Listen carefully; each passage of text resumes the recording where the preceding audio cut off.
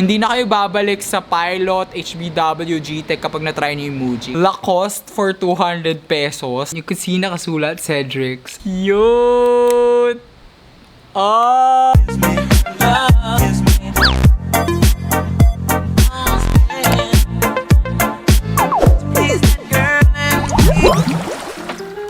Budol na naman, pero this time, back to school edition. Hey guys, it's me Cedric, so welcome back to my ding ding ding channel. So yeah, welcome to another Shopee haul. Alam ko naman ito lang yung hinihintay nyo sa channel ko. Hey you, subscribe. Ang di mag-subscribe, di masarap ulam. This time, ipapakita ko sa inyo yung mga back to school recommendations ko. I know, graduate ng kuya nyo, pero I still wanna share this with you guys kasi I feel like magagamit nyo to for back to school. Magagamit ko din siya sa office work ko kasi nag-work ng kuya nyo. Mga pinamili ko for office to, pero you could still consider it as back to school. If you like to see that, just keep on watching. If di pa kayo na-follow sa akin sa Instagram, make sure to do so. Ito siya, isa Cedric Salihio. And if di pa kayo nakasubscribe, make sure to subscribe and hit the notification bell para di kayo makamiss ng video ni Kuya Ced. If you want to help a brother out para may pang Shopee pa tayo, don't skip ads. Kaya without further ado, magbudula na tayo for back to school. Hey guys! I'm really having a really bad hair day. I'm so sorry for that.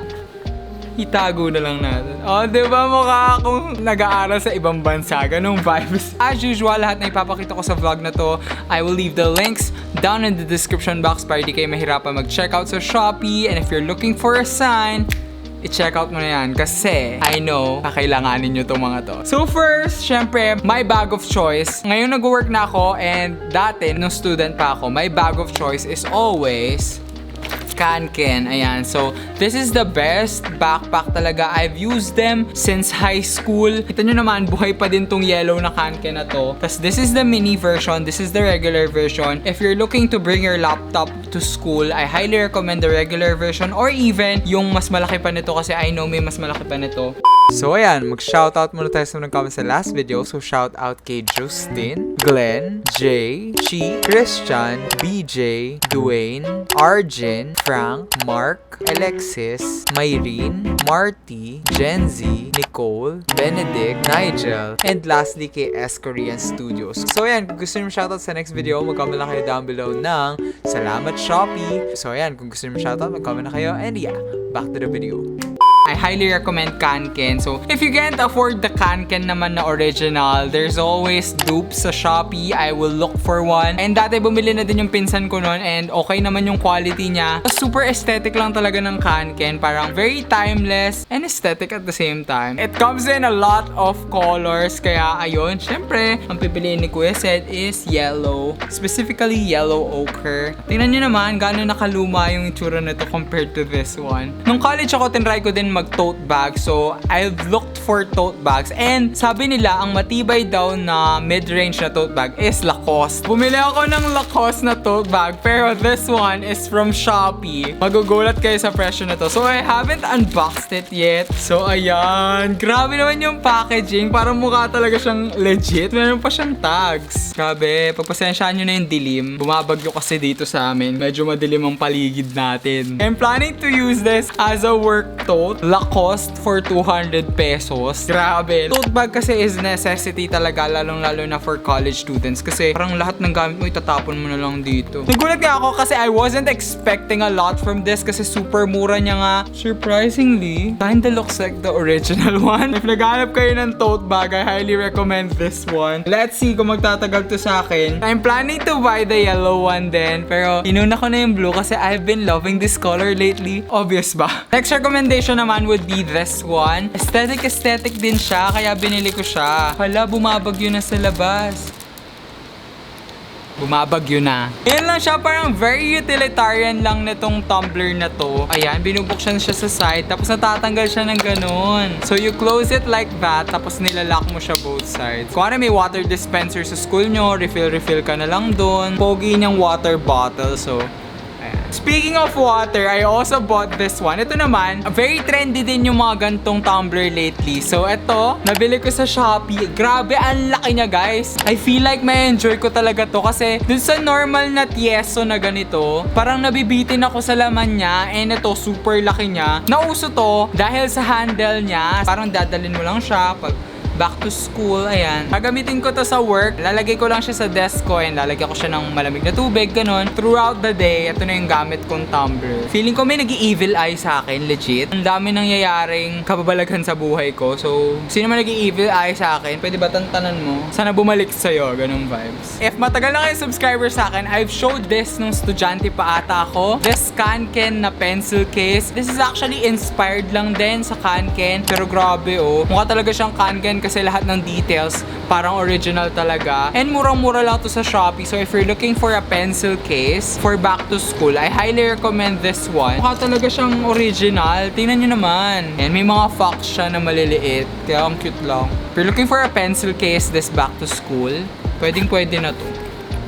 This is so nice and it's so cheap lang din. Let's go to pen recommendations. Back in senior high hanggang college, ang gamit kong ballpen pang sulat is yung Unipen. Naro-roast ako kapag sinasabi kong pinangsusulat ko yung Unipen kasi ang mahal niya. Feeling ko ang ganda ng sulat ko when I write with that. Tapos nakahanap ako ng alternative na kamukha niya. This is from Micron. 0.5 and 0.4 yung ginagamit ko sa Unipen. Same with the Micron pen. Gusto ko yung medyo mataba. Ayoko yung G-Tech. The biggest revelation. Ayaw ni Kuya Sed ang G-Tech. As in, super pangit ng sulat ko with G-Tech. Chubby-chubby yung penmanship ko. Ayoko yung manipis. So, nakakaganda talaga ng sulat to for me. If pangit yung sulat nyo sa G-Tech, I highly recommend try nyo yung Unipin or Micron. So, ito din, maganda din yung sulat ko dito. This is the Muji ball pen. Ito, super sikat to sa mga stationery enthusiasts dyan, sa mga mahilig sa stationery. I buy mine from Shopee kasi walang Muji na malapit sa amin. Ang gamit ko sa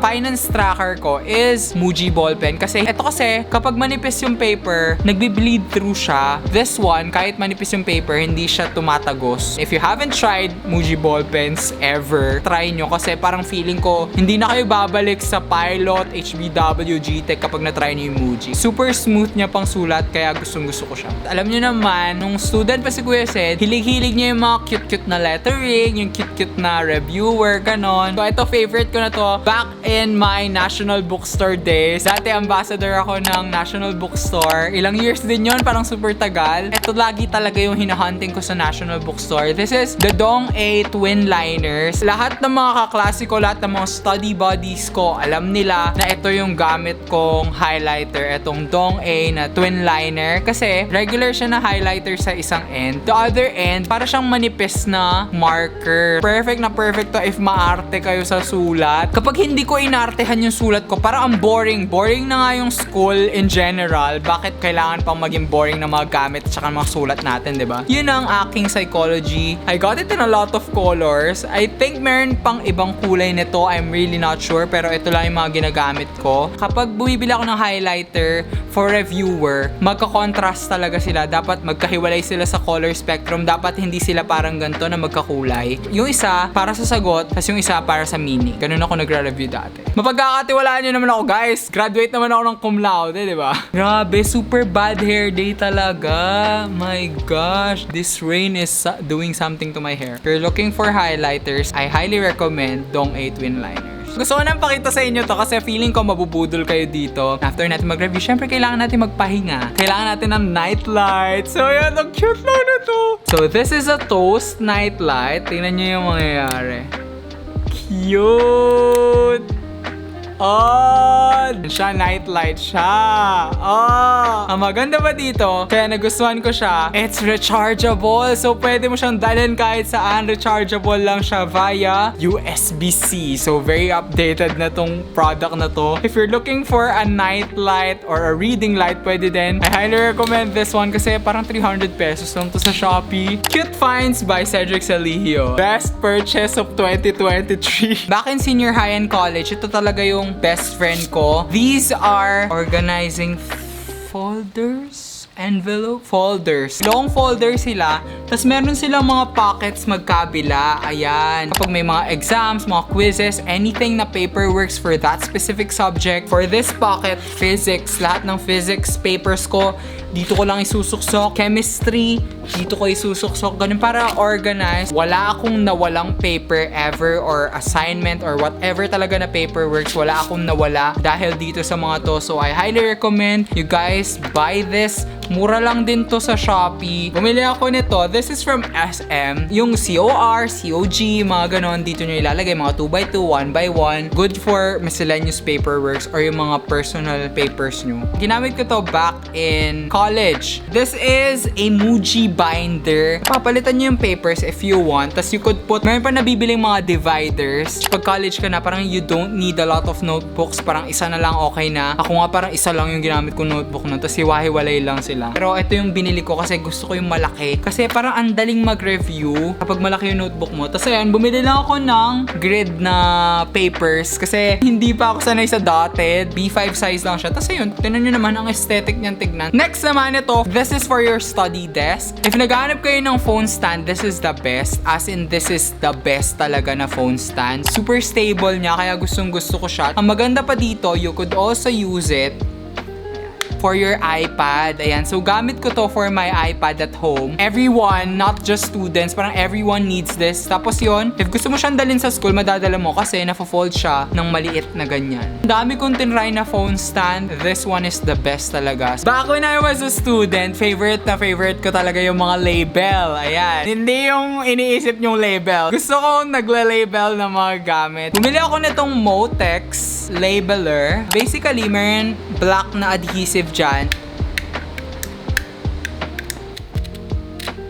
So, nakagawa na ako ng label. You can see nakasulat, Cedric's. Super perfect to sa mga nawawalan lagi ng gamit. Super mura lang to sa Shopee. Yung mga refills niya, it comes in different colors din. Ang dami din kulay nito. Pero I chose the black one para classic look ng labeler, diba ganyan? So, you could put this sa mga drawer nyo, sa study desk nyo. You could put this on your calculator. You could put this on your notebooks. At parang 200 pesos lang to. 100 nga lang ata eh. Ang tawag dito parang dati Dymo. Nalaman ko to sa mama ko dati kasi may ganito yung mama ko dati nung bata ako. Next naman, ito parang super gandang find to. This is from Nutri-Air. Essential oil, pero ini-inhale mo siya. Bali, ang nangyayari, this is not a vape. So, hindi mo siya papaabutin dito. Bali, i-inhale mo siya through the mouth, tas ilalabas mo agad sa ilong mo.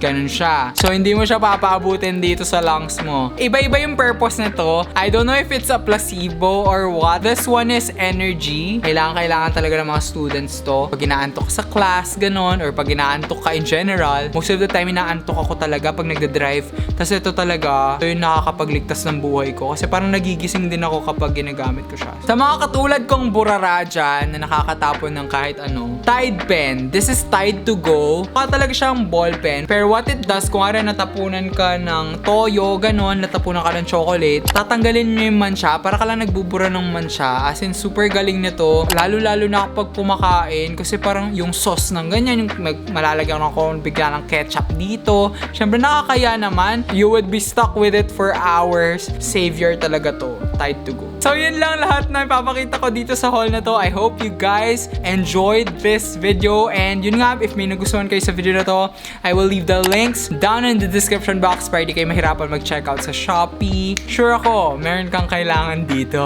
So, yun na nga. Sana nag-enjoy kayo sa video na to. And if you did, make sure to give this video a big thumbs up.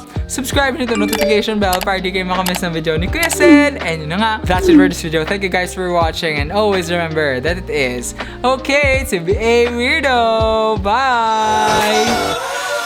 Slam the door, I ignore, I say no, no, no, no more. I got you blocked, excited to never talk. I'm so sorry for your loss. I feel so much lighter, like a feather with you off my mind.